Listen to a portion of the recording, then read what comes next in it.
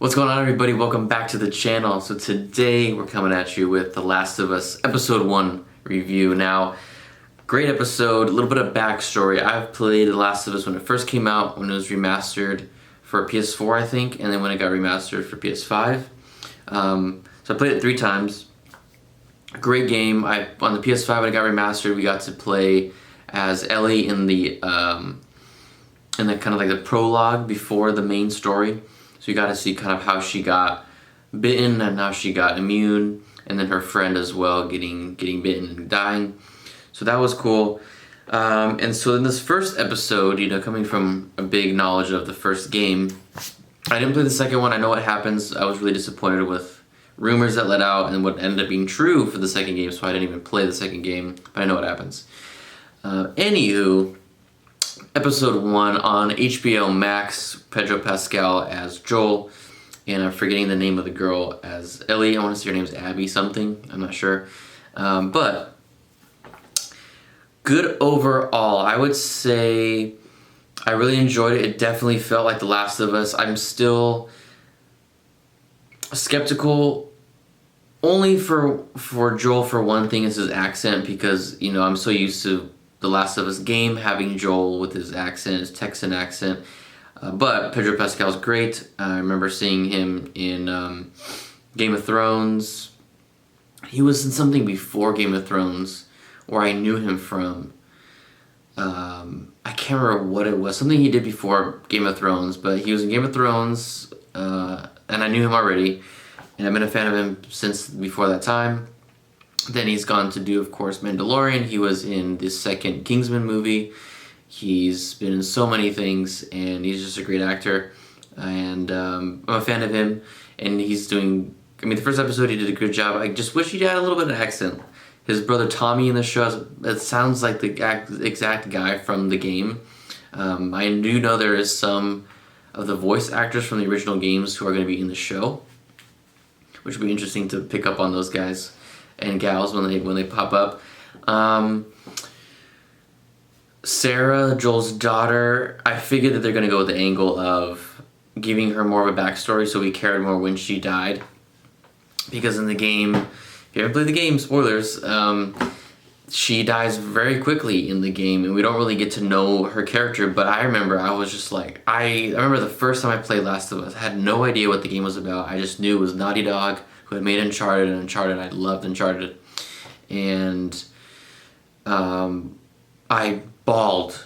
I was so distraught. I was so sad that she just died like that.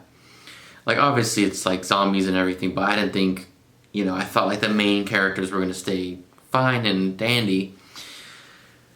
But I think, there's that whole part of, there's minor differences, of course. In the games, they live out far in the country, and in the show, they're kind of in a suburban area, not in the direct city in Austin, but they kind of live out in the suburbs. Whereas, if I remember correctly, it's not like that in the game in the beginning. But I liked when she wakes up in the middle of the night and she's like, Dad, where are you? And she hears things going on. That was very much like the game. And then, although she does discover the neighbors by walking through the house, and the old elderly lady who's in the wheelchair, she's a zombie now, instead of Joel coming home while the neighbors attacking her at their own home. Minor differences there. And then they're driving off, and they see the fork in the road, or I should say the intersection going left or right, and it says the signs that was just straight out of the game. And then when they're driving by the burning house, I was like, oh, that's the game. That was so cool to see that. And they're driving into town on the airplane, and they crash. That was cool. And then the soldier, when Sarah dies, that was sad. I kind of teared up a little bit, but even though we had more of a connection with Sarah, I just didn't. It was weird. But I think because I knew it was happening,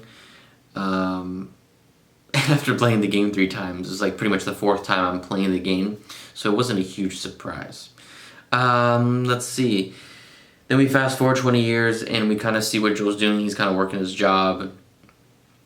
And then we see that Tess is being taken out by the Fireflies, or not Fireflies, by Robert specifically. And so, which was a little bit a predecessor to where we see them in the game, where it's like immediately Tess visits Joel in the apartment, and he's trying to take care of her.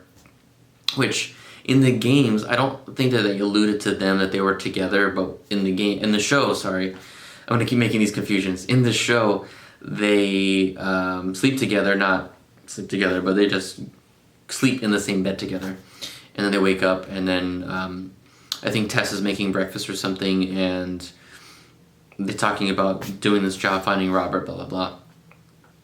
So I'm guessing, cause like I said, in the game they don't really show any. It's just they had a partnership. It wasn't romantic. They didn't allude to that, and it was still very emotional when she gets bitten. Again, spoilers, and then blah blah blah. But with this episode, this shows them how that they captured Ellie already, and then we have I'm gonna blank on her name, the leader of the Fireflies. Crap, I was gonna say Veronica, but that was Ellie's fake name. I'm blanking out in the Fireflies' name. But the leader of the Fireflies, like, she interrogates her, and she's like, I know who you are, I put you in that school, blah, blah. So again, giving a little bit more backstory. I don't know if they needed to do that. I mean, it was a long episode, an hour and 20 minutes. Whereas, I feel like by this point in the game, we're definitely not an hour in. And like I said, I don't know if we needed to have that backstory. And we could have kept the episode at an hour. But I mean, it's television. It's embellishment of a game, so they're gonna do more, and I think we're gonna see that a lot as the show progresses. But that's not to say it wasn't enjoyable. It's just we can't not compare the game to and such a masterpiece that this game was to this show. It's definitely has a lot to uphold. This show, and I think I don't know if it's gonna get critiqued very hard into because the game to show or game to movie adaptations has not been that huge, and I'm gonna preface that in the sense of there's a lot of video games, and there's a lot of AAA video games, and there's a lot of great games that are not AAA games that don't get adapted. I mean, more recently, I'd say we're getting that kind of ball rolling. We've had the World of Warcraft game, we've had the Doom games for a long time. We've had we're having the Mario game coming out, and of course there was the previous Mario film, but we won't talk about that one. Of course, Mortal Kombat films have been made for a long time. I mean, there's all sorts of games being adapted as movies and shows. More movies, I would say. But the adaptation aspect of it, book to movie has been huge for decades. I mean, you're talking, the first thing I can think of is Lord of the Rings, in my own lifetime at least. And of course, Harry Potter, Hunger Games, Twilight. Those are you're talking these big names in book and film, and then of course shows, Game of Thrones, House of Dragons, now then the Rings of Power show, huge scrutiny, especially for Rings of Power. So I haven't seen too much criticism or reviews, good or bad, for this show. Just friends saying that they liked it, and I enjoyed it. I know IGN gave it a 9 out of 10. I don't know if I'd give it that high of a review. I'd probably give it an 8. And again, it is very hard to see it with a clear lens because of playing the game so many times, being a fan of those games. But I think they will do a great job in the show because I've seen certain scenes and certain lines exactly from the game, and I'm like, oh my gosh, like when Sarah gives Joel his watch. It was a little different because, correct me if I'm wrong in the comments, but I don't remember that she fixed it for Joel. I thought Sarah in the game buys it for him. I'm not sure. I'm 50-50 about that. But of course, in the show, she's like, "Oh, I fixed it," but Joel goes, "Oh, it's broken. It doesn't even work," just like in the game,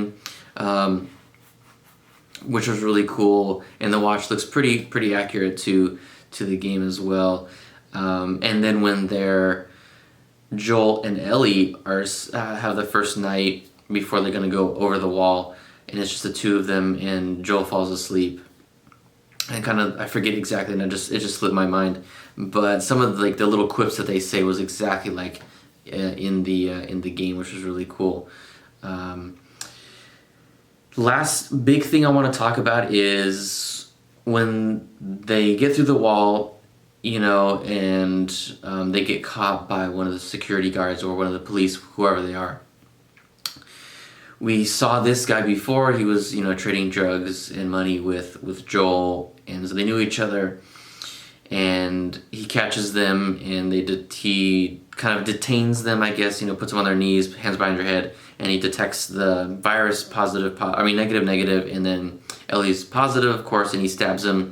And they're like, "Oh no, don't do anything." And then Joel sees that he reminds the soldier killing Sarah. He doesn't want that to happen again, and then he goes and beats the poop out of the guy. I don't know if I'm crazy about that. I mean, I like that they kind of threw in the similarity and the flashback of Joel and his distress of I should say not distress. Paranoia is not the right word, but I can't think of the word, but just the flashback. We'll just keep it as a flashback of losing his daughter in a very similar way. I get why they did that, the drama of the show, but I think it was just better in the game because they did it purely for survival, whereas I think it was survival. Also, Joel was triggered from the past because in the game, very similar, but I think it's two soldiers, a man and a woman, and they're like, "Oh crap, she's naked, she's infected," and then Ellie stabs him, and then Joel and Tess both disarm him and they shoot him. I thought that was way more climactic than what happened in the show. But I digress. We'll see how it progresses. The episode ends as they're going into the main part of the city. We see the buildings kind of crash on top of each other. And of course in the game, that's where we really get to meet the first infected. We get to see the clickers for the first time. I've seen the clickers in the trailer. They look really good. One thing I want to note as well is that there's the close-ups of some of the infected. Maybe I think I only saw them in like the initial stages, like that first, like the infection when it hit and people started eating each other, like everything was just going to poop hit in the fan, was the close-ups of the infected, and like their mouths had like fungus like coming out of it. I don't know what that's supposed to be. We haven't seen the infected in the 20 years later time frame in the present day. So I'm curious to see if they're going to keep doing that. Maybe it was only an early stage. Was that a creative thing that they wanted to do? I'm really interested because I'm like what is that? Like when we see the close up of the older lady who's in the wheelchair over her daughter, and I'm guessing. And it had like little like fungus coming out of her mouth. I was like, what is that? That's so weird. Let me know in the comments what you guys think that is. Am I right? It's just a part of the fungus growing out. I don't remember that in the games. Other than that, the episode ends, like I said, they're going off to the city, and then the radio plays with an 80s song signaling that I think that Ellie said that 80s is trouble, which interesting. I guess it's Tommy who's radioing into them. Don't really know what that's gonna mean because that wasn't really in the games. Tommy wasn't really referenced until we go to his hideout, and Joel didn't even know he was there in the game. So, and apparently in the show, Joel has been communicating with Tommy, but he hasn't heard from him in 3 weeks. Where again in the game, it's like they hadn't talked to each other in years since Sarah died or something like that. But let me know in the comments what you guys thought of the episode. Let me know what you guys think about my review. If you liked the video, please hit that like button, subscribe, and share. It really helps the algorithm because that's what all YouTube is now, is an algorithm. So please hit that subscribe button, like it, comment on it, It'll help my video get more views and I can do more stuff like this.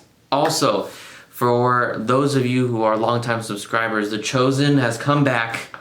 It is here. I just filmed an episode yesterday. It is coming this week. I promise you. It's finally, we've been doing it. So for those of you Chosen fans who came to this channel, of my few but many subscribers, because of The Chosen, it has returned. Season 3 is out, I know. I'm finishing up Season 2. So get ready. We're going to dive into The Chosen and The Last of Us. Thank you guys so much for watching. Hope you guys have a great week, weekend, day, night, wherever you are in this world. Stay safe, stay healthy. See you guys next time.